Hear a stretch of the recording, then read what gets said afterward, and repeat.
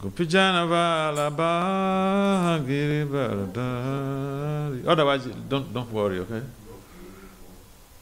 You may not worry. If it's not one, okay.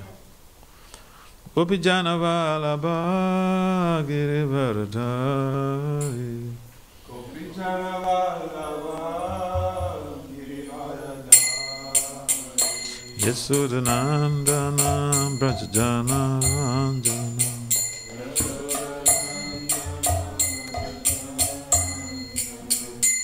Yasodhanandana Brajajana Ranjana.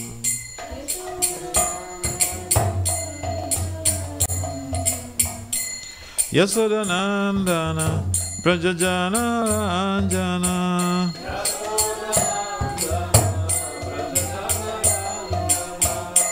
Jamuna Tera Vanachari.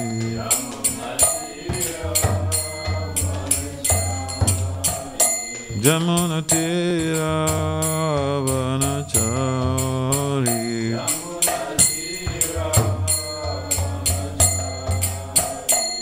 Hare Krishna, Hare Krishna, Krishna Krishna, Hare Hare, Hare Rama, Hare Rama, Rama Rama, Hare Hare.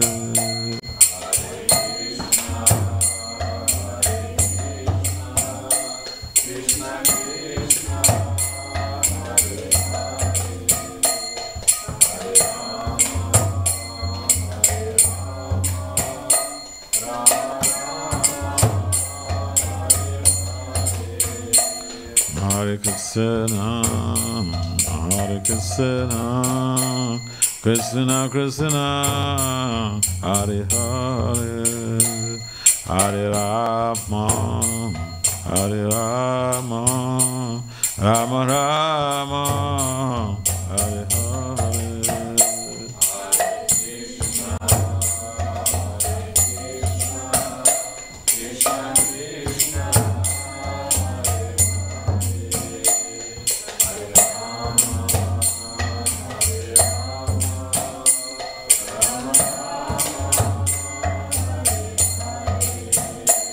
Hare Krishna, Hare Krishna, Krishna Krishna, Hare Hare, Hare Rama, Hare Rama, Rama Rama, Hare Hare. Hare Krishna, Hare Krishna, Krishna Krishna, Hare Krishna, Hare Krishna, Krishna Krishna, Hare Hare, Hare Rama, Hare Rama, Rama Rama, Hare Hare. Hare Krishna, Hare Krishna, Krishna Krishna, Hare Hare, Hare Rama, Hare Rama, Rama Rama, Hare Hare.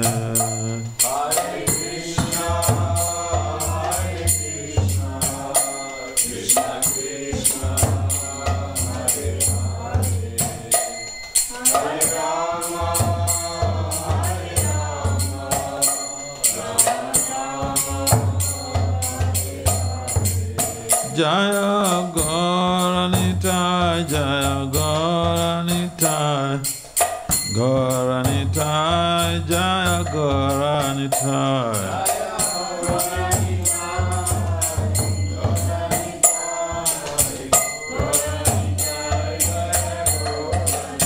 Jaya Jagannatha, Jaya Jagannath, Baladeva, Jaya Subhadra.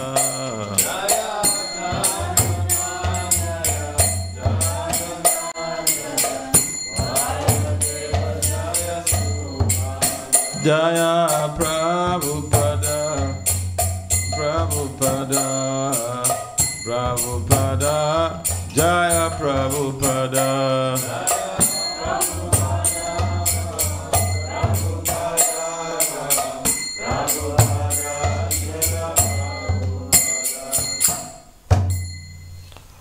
Vishnupad Paramahansa Parivrajakacharia Asto Trusatas Sissimadis Divine Grace Iskon Panacharya Sila A.C. Bhakti Vedanta Swami Prabhupada Maharaj Ki Jai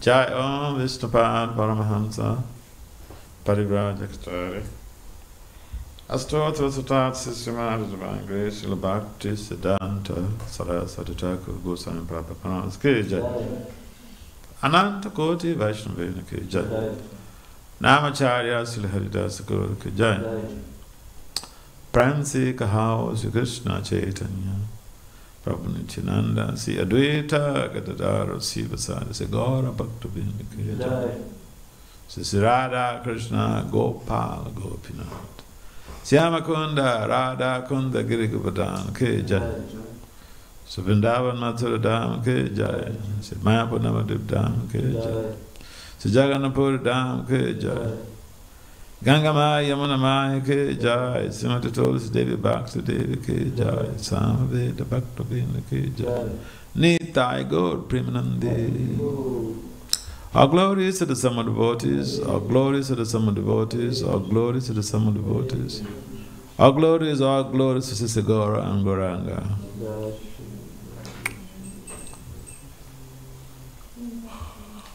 Jaya Jaya Sri Chaitanya Jaya Nityananda Jaya Deta Chanda Jaya Guru Bhakta Vrinda Jaya Jaya Sri Chaitanya Jaya Nityananda Jaya Jaya Sri Chaitanya Jaya Nityananda Jaya Deta Chanda Jaya Guru Bhakta Vrinda Jaya Jaya Sri Chaitanya Jaya Nityananda Jaya Deta Chanda Jaya Guru Bhakta Vrinda Jaya Jaya Sri Chaitanya Jaya Nityananda Jaya Deta Chanda Jaya Gaura Bhakta Vrinda Jaya Jaya Sri Chaitanya Jaya Nityananda Jaya Deta Chanda Jaya Gaura Bhakta Vrinda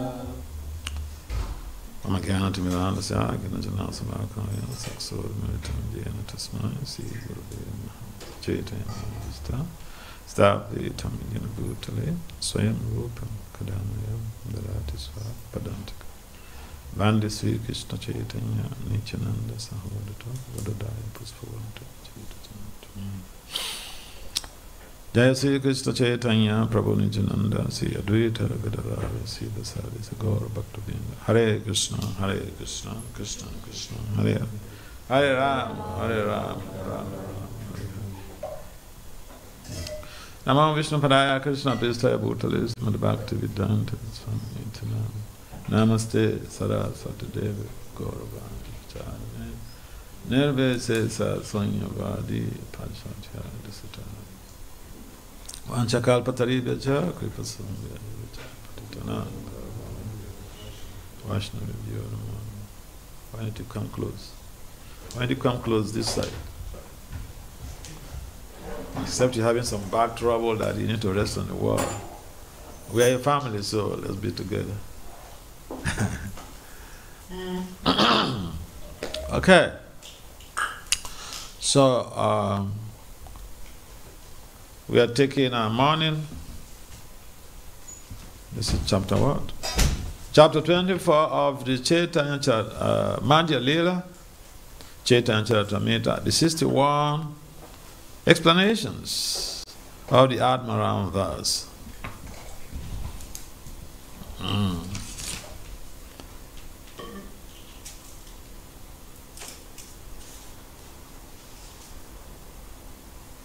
So we have to go through text 26 to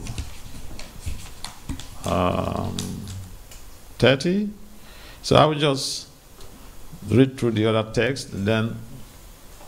But you guys, this is the time to apply the principle of dovetail all everything you have in the service of Lord Krishna. Everybody has a smartphone, huh? Okay.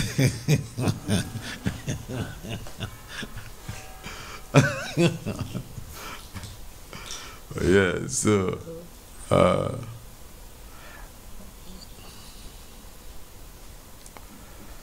so from text 26,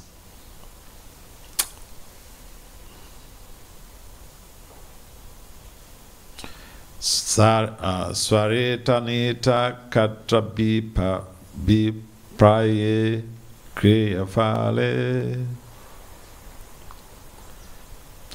What translation? Swaritanitaha. Of words, of verbs having an indicatory N or a Swarita accent.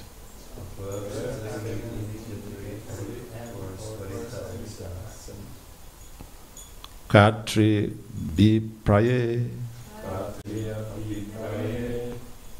is meant for the agent. Kriya fale, when the fruit of the action. Translation: the terminations of Atmane Pada are employed when the fruit of the action accrues to the agent of verbs having an indicatory N or a Swarita accent. Purport. Okay, repeat that together. After me. The terminations of the Atmane Pada are employed when the fruit of the action accrues to the agent of verbs having an indicatory N or a Swarita accent. So Prabhupada, by divine grace, is Konpanacharya. So Prabhupada. This is a quotation from the Panini's Sutras. Someone has read the Panini Sutra? You see how Prabhupada is very super scholarly. He makes references from here and there, you know. So it's a good example for us that we talk and I like references, you know. Of course, if you're a scholar, you must love references because you say something somewhere and somebody may ask you. If even you tell a story somewhere, very nice Krishna Katha, and someone, maybe they may not even ask you in the class. Maybe they don't want to embarrass you in the class, and then someone comes by to ask you, Maharaj, where can I get this story? I love it.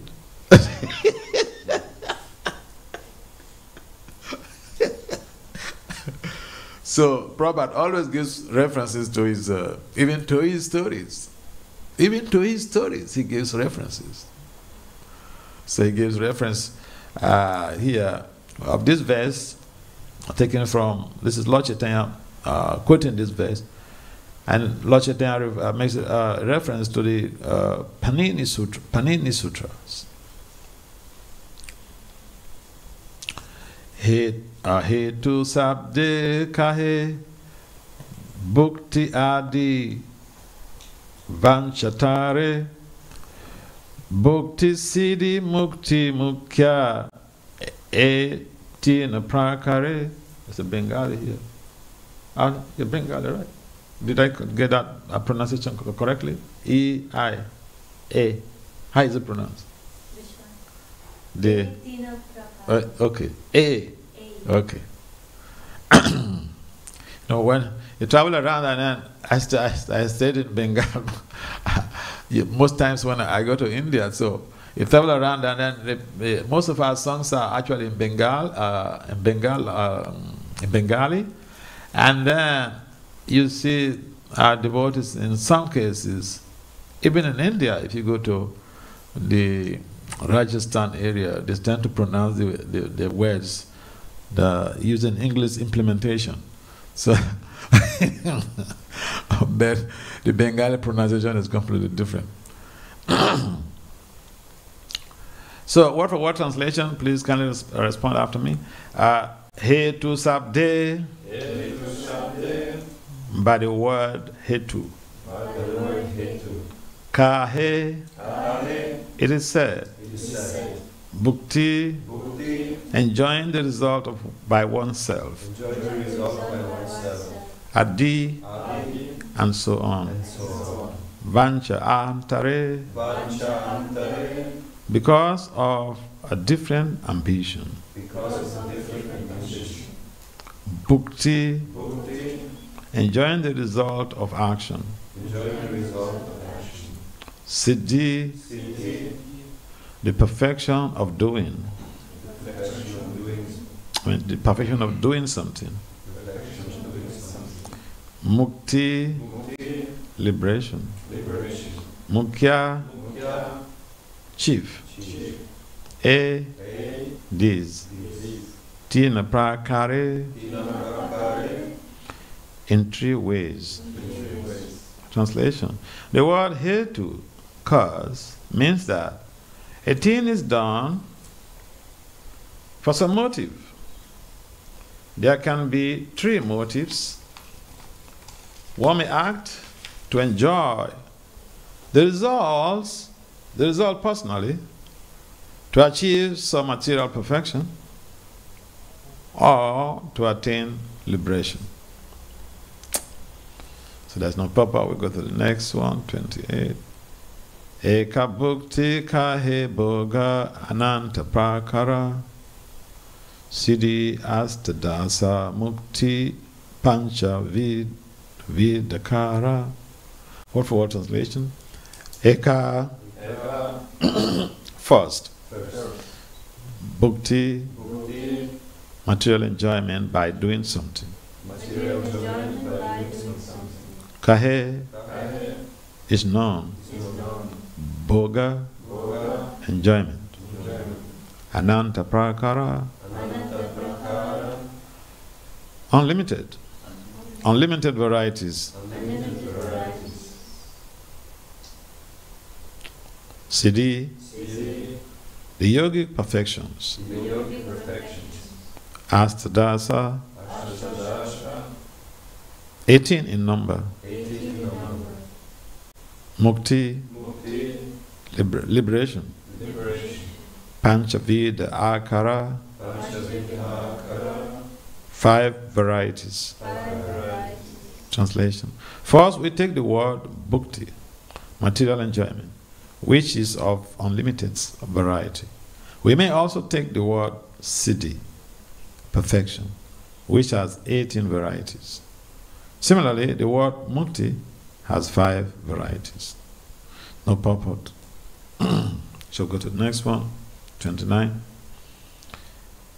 Eya na nahi taha bhakti haituki yaha hete vasahaya Sri Krishna katuki. Word for word translation. This. Na, where. Nahi, not existing. Taha, that. Bhakti, the platform of devotional service. Ahaituki, unmotivated. Yaha, hete, by which Vasahaya comes under control. Sri Krishna, Lord Krishna.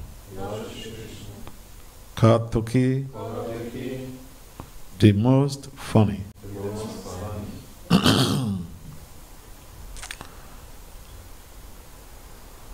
Translation by Srila Prabhupada. Causeless devotional service is unmotivated by sense enjoyment, perfection, or liberation. When one is freed from all these contaminations, he can bring Lord Krishna, who is very funny, under control.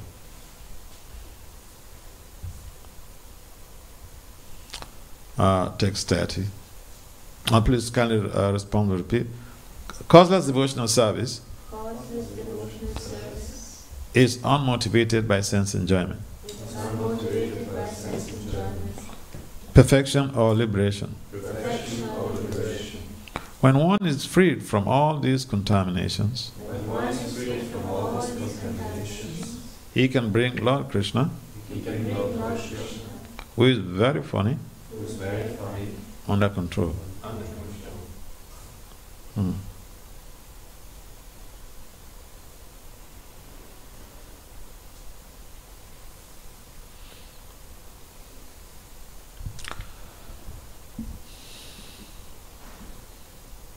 Bhakti Sabdera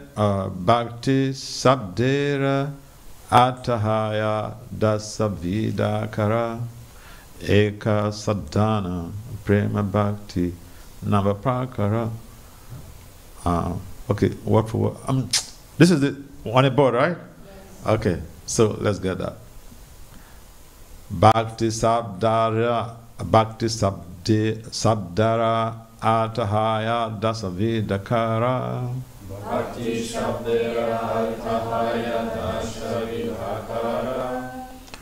Ekasadana Prema Bhakti Navaprakara. Ekasadana Prema Bhakti Navaprakara. Bhakti Sabdera Atahaya Dasavidakara. Bhakti Shabdera Atahaya Dasavidakara. Ekasadana Prema Bhakti Navaprakara. Ekasadana Prema Bhakti Navaprakara. Bhakti Sabdera Atahaya Dasavidakara. Bhakti Shabdera Atahaya Dasavidakara.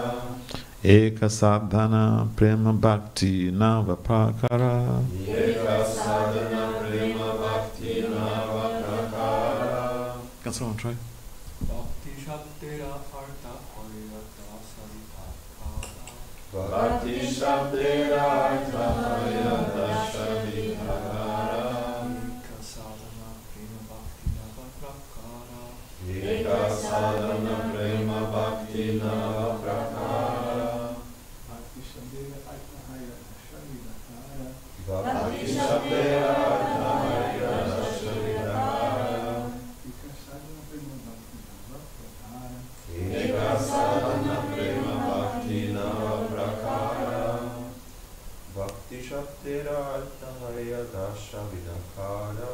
Bhakti Shabdera Atahaya Dasavidakara. Ekasadana Prema Bhakti Navaprakara. Ekasadana Prema Bhakti Navaprakara. Bhakti Shabdera Atahaya Dasavidakara. Bhakti Shabdera Atahaya Dasavidakara.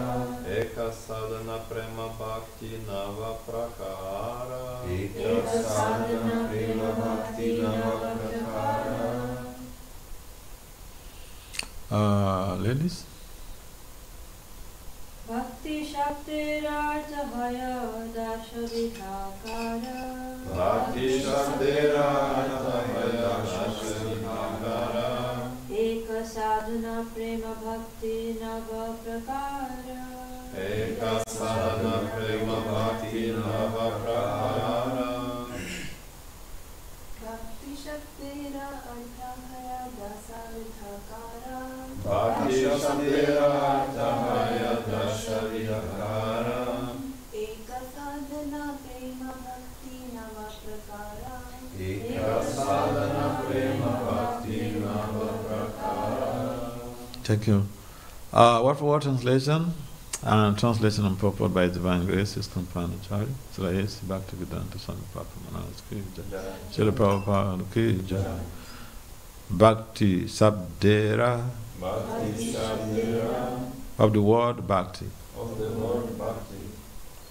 Ata Atha meanings. means Haya Haya A A Dasavid Akara.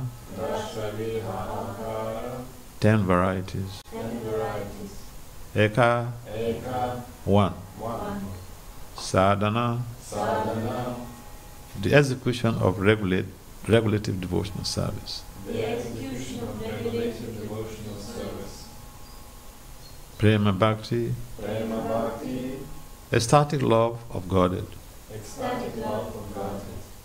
Nava Prakara, Nava Prakara, 9 kinds. 9 kinds. Translation. There are 10 meanings for the word bhakti, devotional service. 1 is sadhana bhakti, execution of devotional service according to the regulative principles. And the other 9 are varieties of prema bhakti, ecstatic love of Godhead. Please kindly respond with repeat. There are 10 meanings for the word bhakti. There are 10 meanings for the word bhakti. Devotional service. Devotional service. 1 is sadhana bhakti, 1 is sadhana bhakti. execution of devotional service Execution of devotional service. according to the regulative principles. According to the regulated principles. And the other 9 And the other 9 are varieties of prema bhakti, are varieties of prema bhakti. ecstatic love of Godhead. Ecstatic love of God. Purport. The 9 varieties of prema bhakti are rati, prema, sneha, mana, pranaya, raga, anuraga, bhava, and mahabhava. Attraction, love, affection, adverse feelings, intimacy, attachment, sub-attachment, ecstatic love, and sublime ecstatic love. For the word sadhana bhakti, there is only one meaning: execution of devotional service according to regulative principles. So,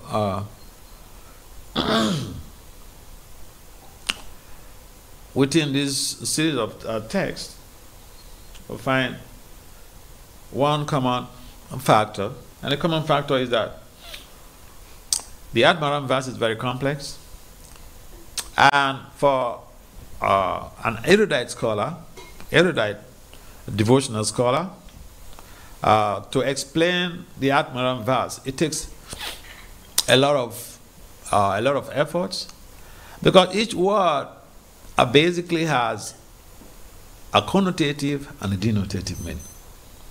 A connotative meaning implies that the word is explained in different ways according to disakala, according to context, according to circumstances.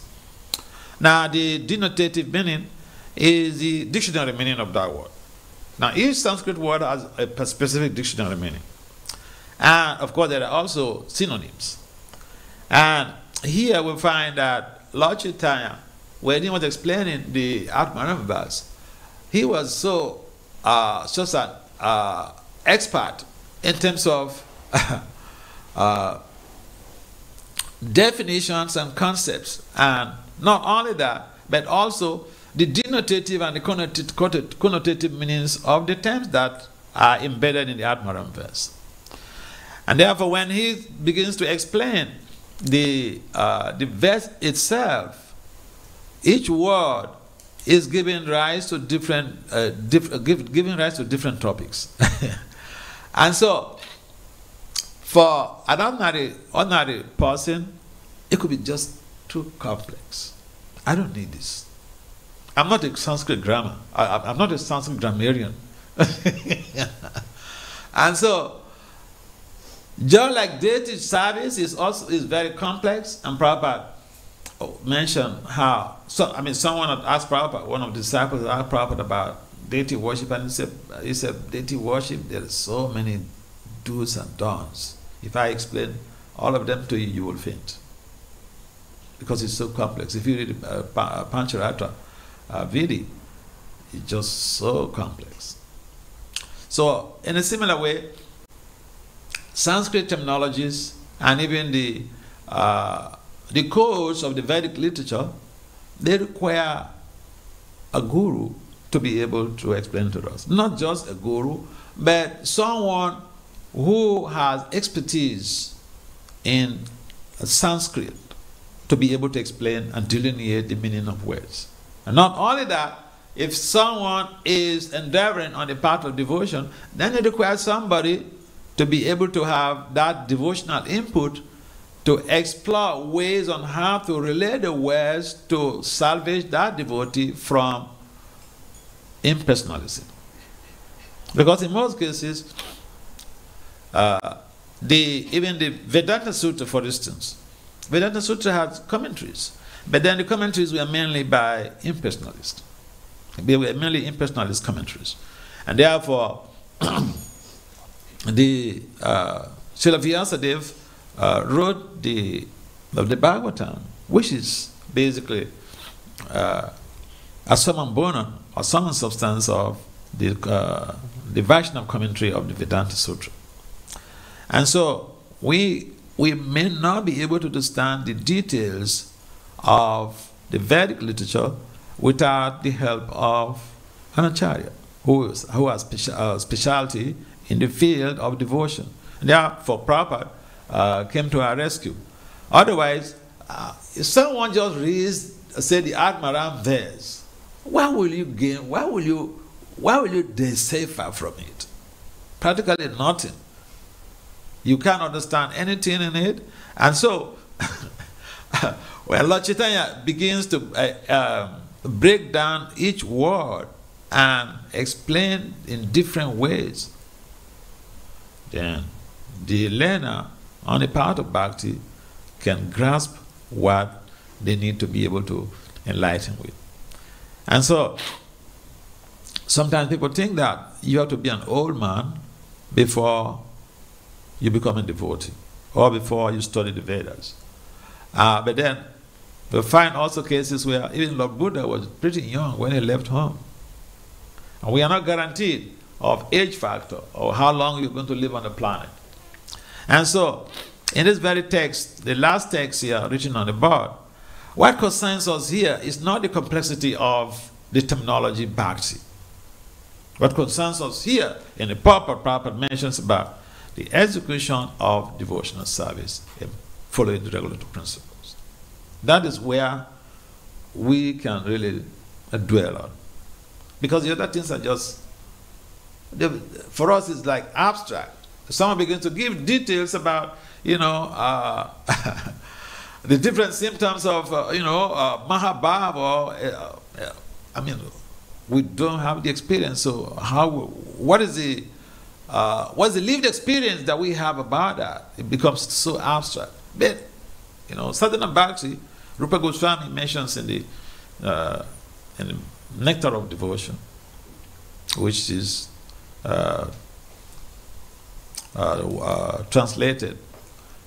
translation of the main work of Rupa Goswami by Srila Prabhupada. Rupa Goswami mentions in the Nectar of Devotion that the devotional service and practice has two angas. That is the Vedi and Raganuga. Now, the Vedi is basically, we are forced to do things in Vedi Bhakti. Who likes to wake up at 3 o'clock? Anybody here would like to wake up at 3 o'clock? I don't think so. But people have to wake up at 3 o'clock. I remember when we joined, 3 o'clock the bell goes. You are in that temple, where the temple commander goes around from one room to the other to check who is not up from their bed. Very Bhakti. We don't like it. But you know the gain, the implication on your spiritual life in the future implication on your spiritual life. So you do it. I mean, it's like I was traveling in the US, so I went to Portland. And then there was this gentleman who was temple president. He's also a cancer doctor. So they had a child, female child, a girl. At the time, she was like 16 or so. But then the mother complained that she was not chanting, and the mother was in anxiety. The president of the temple is the father of this girl, and she's not chanting. So I mean, it's like by the time we're going to school, and 16 in America, 16 in most states. I know the case of Massachusetts, 16-year-old girl, you're free to have a boyfriend. It's legal, okay? And so when they quote the law for you, that hey, I'm sitting, huh? So the mother was in anxiety, going to school with a devoted child, going to school, 16, you're not chanting. It's like somebody who is going to the war front with a swimming pant. Oh yeah? No bullet armor, no bullet proofs, nothing. And you tell your significant other, hey darling, see you later. I'm going to the war front with swimming pants. Will you really? Are you guaranteed that you see that fellow later? Because you're going with swimming pants. It's not carrying guns. It's not wearing armor. No bullet helmet. Nothing. So the practice of sadhana, we may not like it. So the mother said I should speak with her and help the family. So I spoke with this girl. Her parents are in anxiety. Her father is a doctor is a president of this temple. How is he going to preach to people? How is he going to encourage young people to take to sadhana bhakti when you are not doing it? She told me something. She said that she has no taste in the chanting. That's why she stopped chanting. Ruchi was not there. Huh? So I asked her, do you have taste in going to school? The mother busted out laughing. I said, Mataji, why are you laughing? You asked me to do a job, and I'm trying to, do my service to you, and you're laughing? She said, Maharaj, you hit the nail on the head. He said, this girl, she goes to school, especially when she was younger, she goes to school, she comes back, and she comes straight to my room. And, just insult me and all sort of rubbish. You send me to school to go and suffer, and you you sleeping here, you just enjoying yourself here. Yeah. That's what. So going to school is not an enjoyment. That's a lived experience. The girl, and even when I was small, I hated going to school. I prefer to just stay at home and, everybody in the family is petting me here and there. Going to school, the teacher will, will check you. Come on. People don't like that. So that's the difference between Vedi, regulated life, that is going to be beneficial to you in the future. So I asked this girl, do you like going to school? Are you having taste in going to school? She said no. Doesn't have taste in going. She was sincere. She said she doesn't want to have taste going to school. So we may not have taste in performing Vedi Bhakti. So I asked, so then why are you going to school? She said she's going because of her future. A good reason. So I said, listen, the chanting, you may not have the taste now. Just like you don't have taste in going to school. But you're going because for your future, to have acquire skills for your future social and professional development. So similarly, the chanting, you may not have taste for it now, the taste will come later. It's not just that, automatically you jump into it and then you start having, I said there are stages for chanting. There are stages in sadhana bhakti. So for us, we may not like to wake up 3 o'clock. We may not like, to come to the program. We may not like to go out on Sankirtan. We may not like to have a regulated life. But do we want to be devotees? If we want to be devotees, we want to become perfected souls in devotional life, this is the route. The GPS takes you. You don't know the road. The GPS has to take you around, right? So the Acharyas, Rupa Goswami has given us express delineation of what is required in sadhana bhakti. It's full of inconveniences, material inconveniences.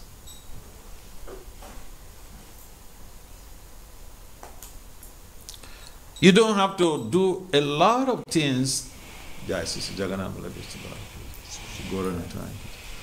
We don't have to do a lot of things that the ordinary people out there are embarking on.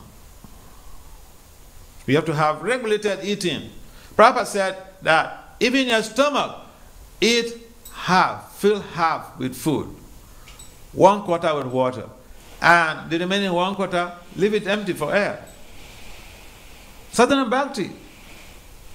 Sadhana Bhakti. Very Bhakti, regulative, devotional life. What is the use of that? Why don't I just fill up the stomach with food all through? Give space for digestion.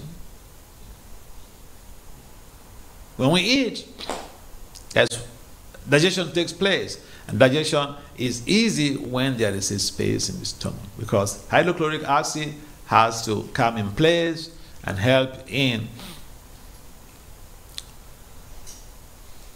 changing the food substances into different elements. Air has to be there, water has to be there. And so, what we are doing is basically scientific. I mean, it's just a simple information, simple knowledge, so simple understanding can really convince one why I don't need to eat to my throat. And you see, in devotional life, people who don't follow the prescribed regulative system, they have a lot of difficulty. In fact, people who complain a lot about devotional life, they don't follow even the simple things. I've seen devotees eat, and they don't get up. I've seen devotees eat, sit down, eat, and they couldn't get up. They lie back and sleep. I've seen it. No, I'm serious. I've seen it. I've seen it. So, Vedic sadhana is full of inconveniences. Let's accept this brutal reality. But Vedic sadhana is what helps us to get to the next stage of sadhana, of devotional service and practice, which is raganuga. Spontaneous. And one of the things that we may sideline or take it as not very important is, for instance, reading Prabhupada's books. I know when we join, each morning we use 1 hour to read. Everybody will sit in the temple room to read. Brahmacharis, you must read for 1 hour. So you may not like to read, but you're a preacher and you need to know the content of the books that you are giving out. Otherwise, if someone asks you, what is India in this book? What will you say? You're giving someone a book. You're giving someone Bhagavatam said, and they ask you, what is India in this book?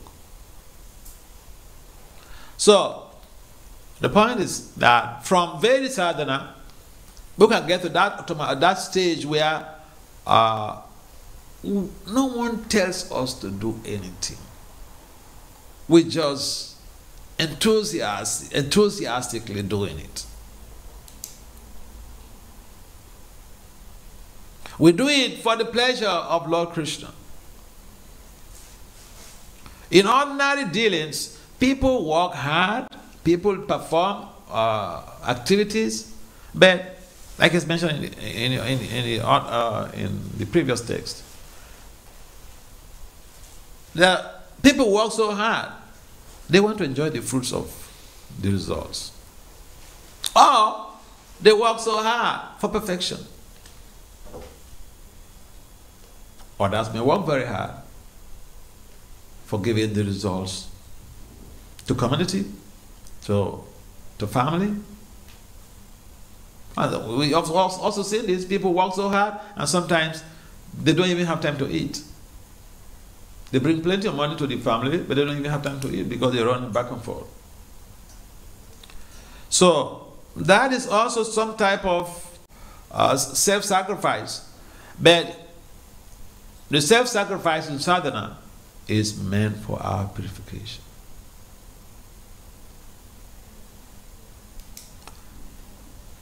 When someone has to take up even a responsibility in his come or in devotional life, say Pujari, to come and wake the deities every morning, that's not easy. I remember when the early time when I joined and to be a Pujari, we have to wake up 1 o'clock to chant the first 16 rounds before 4 o'clock. Because from 4 o'clock, finish. You don't have time for yourself. And if you survive, you be a hero anywhere you go in the world. Because it's not like now that, see, I joined the temple in Africa. Before I got invited by some professors in America for presentations and ended up becoming a US citizen, living in the US. Now, when I joined in Africa, the Pujari, it's not that you just do Pujari and then you stay in the temple. No. 4 o'clock, you're going to the temple to wake, going to the altar to wake the deities. And you can't come out till after Guru Puja. How is that? You bathe the deities, take care of the deities, and then when you finish that, you have to go out to fetch flowers for puja. for puja. And when even others are doing their japa, no, you're busy on the altar now. So if you don't wake up early, what time are you going to use for japa? And after the morning breakfast, you are going out on Sankirtan. Sadhana Bhakti. It varies.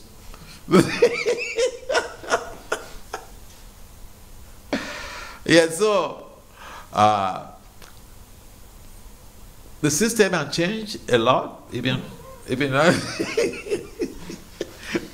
see, proper disciples in the snow they will go out to distribute books. That's how they set up all these big temples that we are coming to enjoy. You think they were sleeping inside the temple? No. In the snow, during the winter, they are out for book distribution. That is Sadhana Bhakti. It's meant to please the spiritual master. Sadhana Bhakti ultimately is meant to purify us and to please Krishna and the spiritual master, not for our personal enjoyment. It's self-sacrifice to please Guru and Krishna. So when we have this at the tip of our fingers, we are ready to do anything. We are ready to do any service.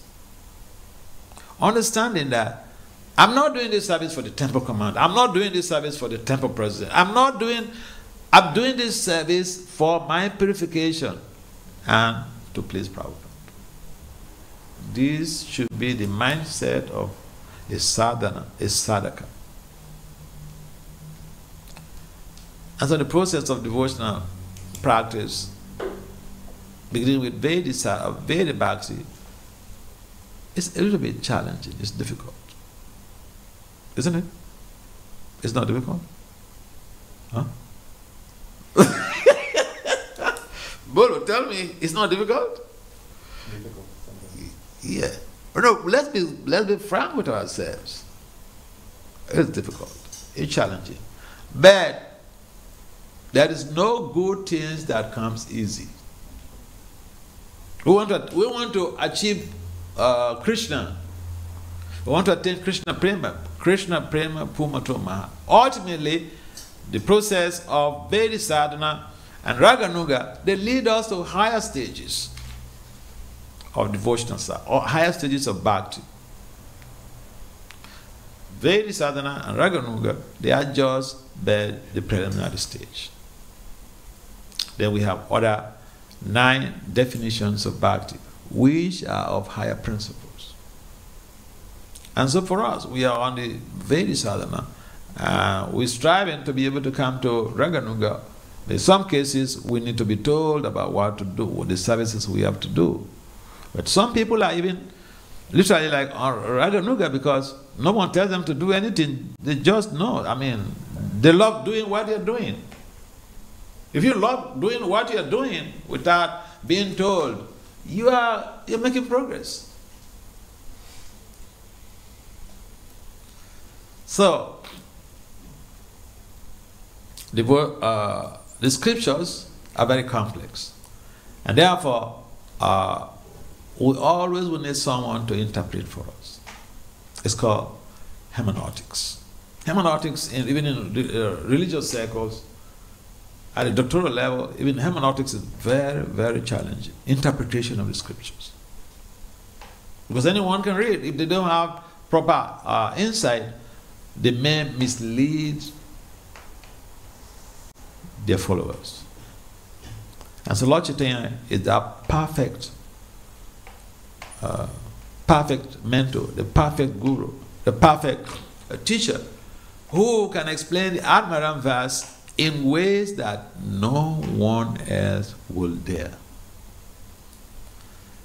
And therefore Vedic sadhana, which is what we're treading on, is something we need to take more seriously. I remember, again, earlier when we joined, coming to programs was mandatory. If you don't come to the program, that's a register, you don't come to the program. There were like 60 brahmacharis in the temple. If you don't come to the program, if you don't come to one program, you're fast. You forgo your breakfast.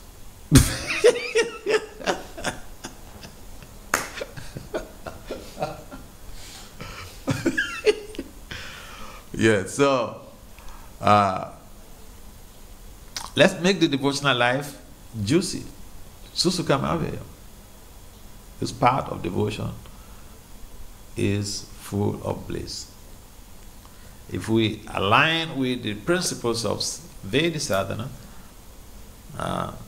we will relish devotional service, because we'll get the purification, and we can subdue the mind very easily. We can subdue the sensory modalities very easily. So it's a matter of being up to date about what you need to do to make progress in your devotional life. If your service is to do pujari work, don't use that service as an excuse from chanting.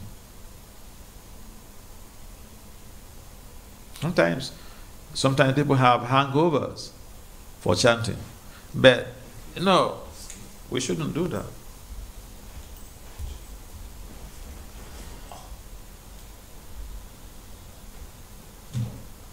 We should try to see that we don't hang over in our japa.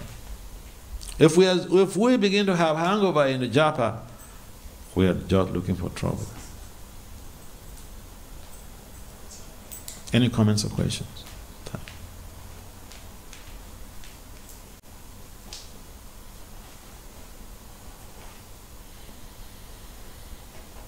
Yes.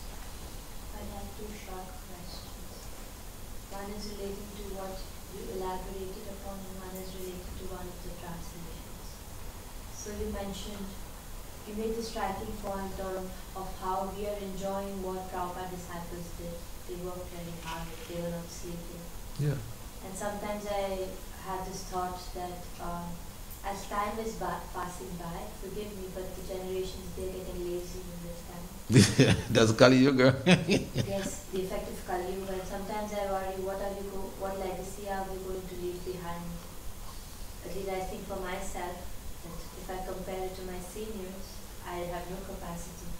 And sometimes more service comes, and so I'm just thinking of how to really awaken ourselves, because we do have capacity actually. Sure. But we're just being actually lazy about it.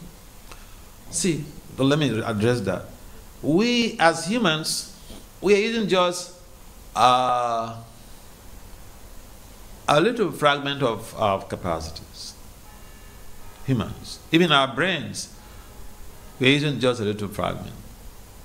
Can you imagine humans develop something that flies in the air for thousands of miles?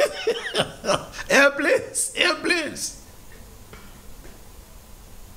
That alone should tell us how capable humans can be. And so if we apply those capabilities in devotional service, we can amass so much devotional credit in a very short time.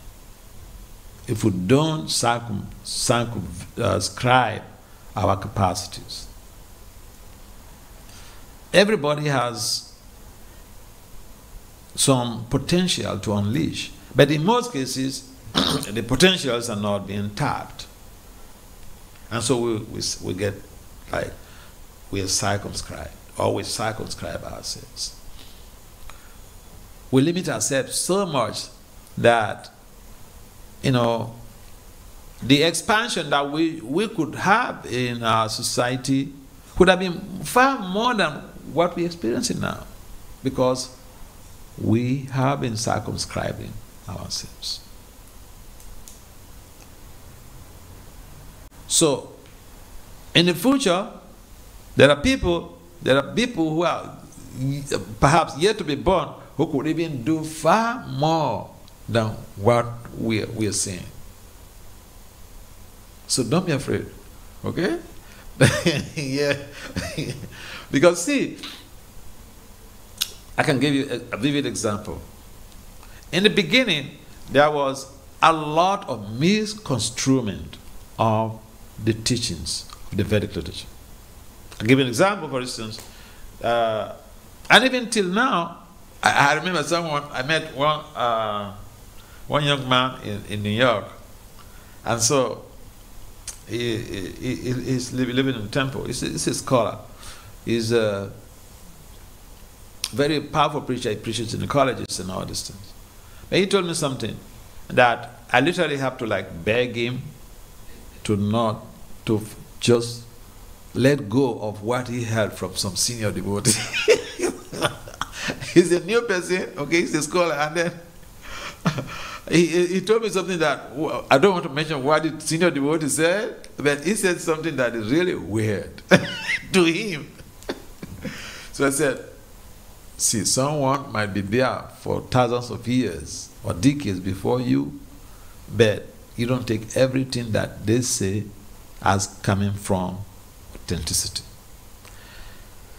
So sometimes we tend to limit our capacities. We tend to limit even people around us by the way we preach. Sometimes even the guru gives an instruction to a devotee, and other devotees are trying to stop that devotee from executing that instruction. No, I've seen all of that. I've seen all of that in a movement, yeah. So, yeah, there are people are beginning to grow beyond their four walls. Devotees are really growing beyond their four walls. See, in Calcutta, there's a small temple in Calcutta in a place called New Alipur. New Alipur is the most expensive area in Calcutta. A couple gave a building, 3-floor building to ISKCON Calcutta. So the guys who are managing that temple, it's a scientist, a young scientist. His wife is an ophthalmologist, and the wife, I was mentoring the wife when she was in medical school. The vice president is a scientist. The chief cook is a scientist. The chief pujari is a scientist. So don't be afraid, okay?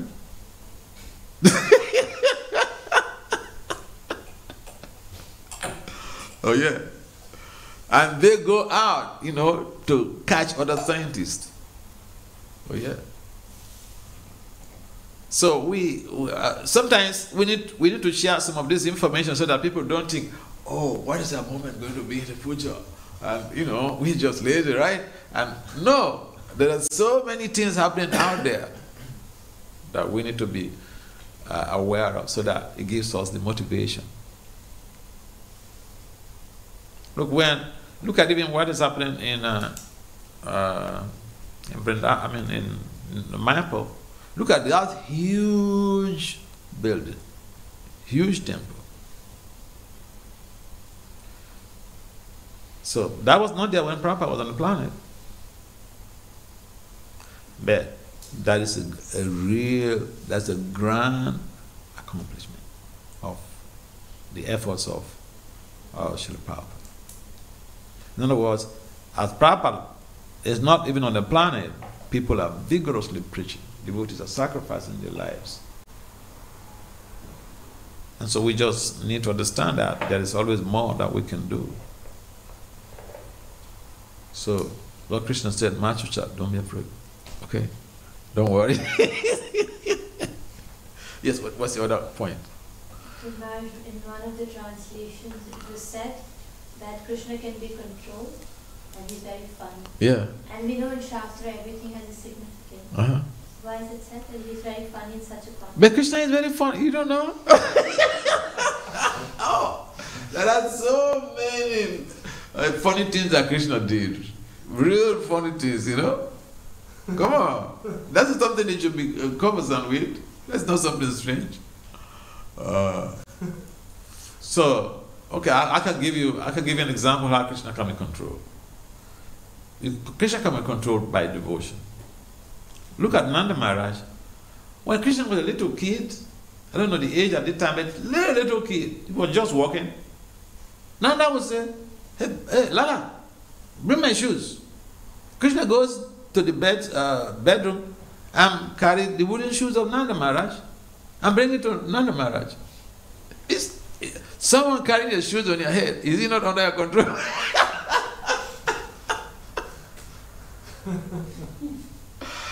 So Krishna is controlled. Krishna is controlled. And Krishna is funny because, okay, I will take it from, say, he is also full of sophisticated fun.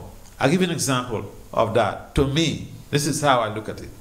Now, when he was departing from, when Akura came to fetch him, Krishna and Baladev, and they were on the chariot, Akura chariot, they were leaving Vrindavan.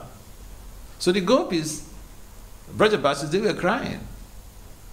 And some of the gopis, they came and, lie across the road. Crush me, kill me with your chariot. I can't live without you. Crush me. But you know what Krishna did? Krishna used, he was really funny. He used euphemism to placate the gopis. You know how? You know what? He said, hey, my gopis, don't worry, I'm going to, what's the word he used? I'm going to pacify Kamsa. What does that mean to you? That is pure euphemism. And it's so funny for me, I said, what? He's going to kill somebody and then he tells this gopi that I'm going to pacify Kamsa. And you know what? The gopis understood. And so they relaxed. That's how they let it go. That's how he was able to just calm them down. Isn't that funny? Krishna is using euphemisms.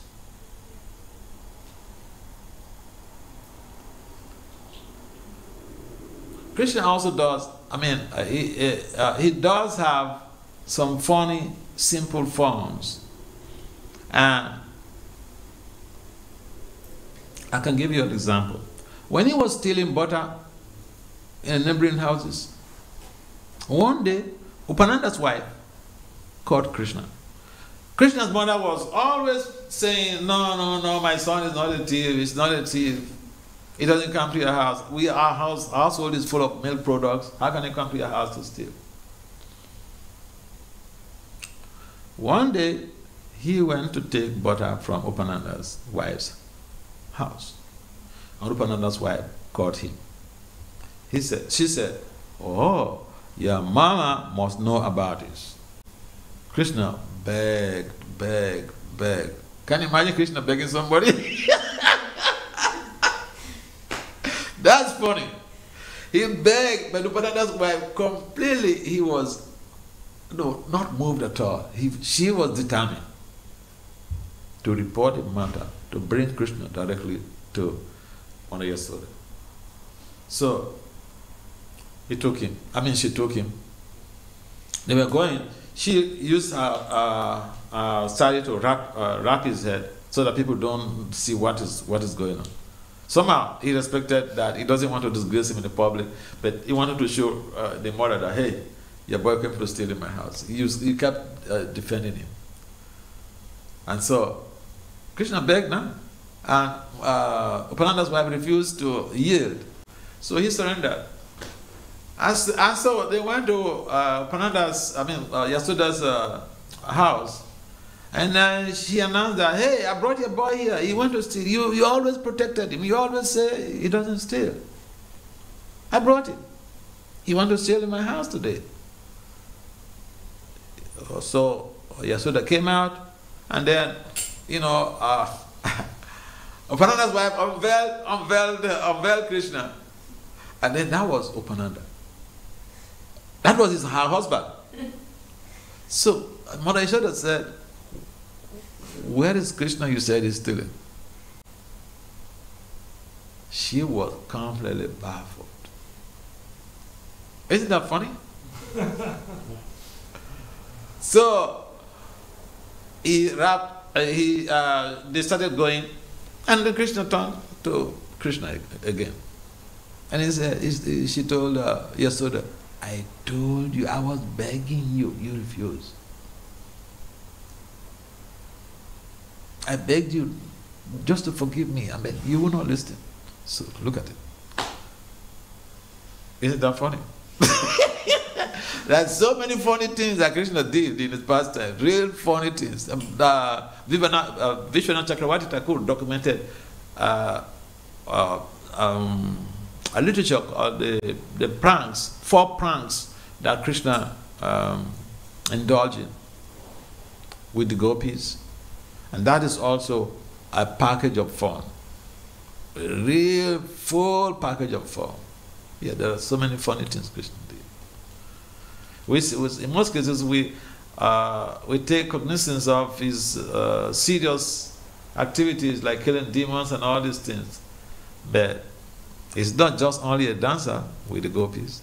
He's not only a demon killer. He does really funny stuff. Yeah. All right, we have to stop there. It's already about 40 minutes or 30 minutes beyond the time. We would like to join this meeting. Thank you very much for participating. Srila Prabhupada ki jai. Chaitanya Charitamrita ki jai. Jai.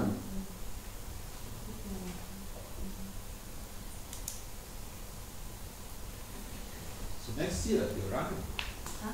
Next year you're running up. You're rounding up next year. Rounding up? Rounding up. Rounding up, I hope my blessings. I made some progress this year. Good. Because so far I had multi-facet birth.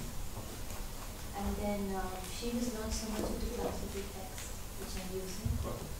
And then it's not something you can tell your supervisor. You don't know. But you be the teacher.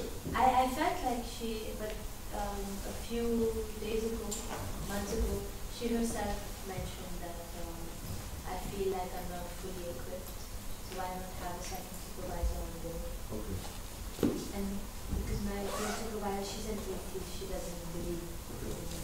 And then the second supervisor is a person who I always liked a lot. Okay. She works on Chaitanya Vaishnava.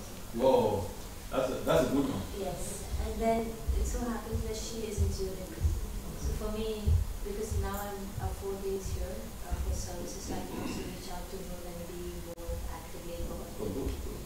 So that I applied, I wrote to her with a proposal. So I was, because it's summer, so she's traveling. So I'm just awaiting her confirmation. Oh, good. So I really hope that I have a blessing. No, Krishna will work out. See, Doctor, a program is not a joke. The people have it and then it seems it's easy there. It's not a joke. Yeah. It's full of frustrations. It's full of frustrations. Sometimes the professors frustrate you, but if you have some nice professors, that's really good. I know when I was doing my program, I fired $900 because the guy, all of the 3 they were white guys. The chair, the external examiner, and And the methodologist was like, repeating themes, and I tied up everything. She was, maybe he didn't know that he was dealing with the bad guy. Right? I was filing up things, all these contradictory reviews. I was filing them up. So I fired him as support. In fact, even the chair was pleading with me that he's a good guy, let him stay. I said, no, I'll tell you. Because he delayed my project for 1 year because of contradictory reviews. He says one thing now, you correct that, then the next time, 2 months have passed, you say the same thing again. And I was putting, I always find everything that the people, this reviewers say. So then I got the fire. So sometimes, I know a number of people who drop out from the doctoral program because of frustration from professors. Because there are good professors who are sincere like that. Very yeah, both my professors are very nice. Yeah, even the first supervisor who didn't know much, she actually herself initiated the whole thing, and she was very supportive. Because she believes a lot in female leadership. So that's why she's also pushing me. And she knows that at Temple I'm quite involved with the GBC, so she knows that in the religious institution I'm taking up a lot of leadership. She wants to encourage me also. That's why it's a nice connection. Yeah, never. And what is like now I've also thought of including some work with Jiva Goswami to support my work. Okay. But I have to get in touch with Radhika Rama for that. I'll do that also. Yeah, he did. He did his work on Goswami. Yeah, he did something. Yeah, he did on Jiva Goswami. Oh, Jiva? Jiva Goswami, yes. And yeah. That's good. Good time. At least some direction, I think. I hope by next year we can finish a little more on whatever. Nice to hear that. Thank you very much.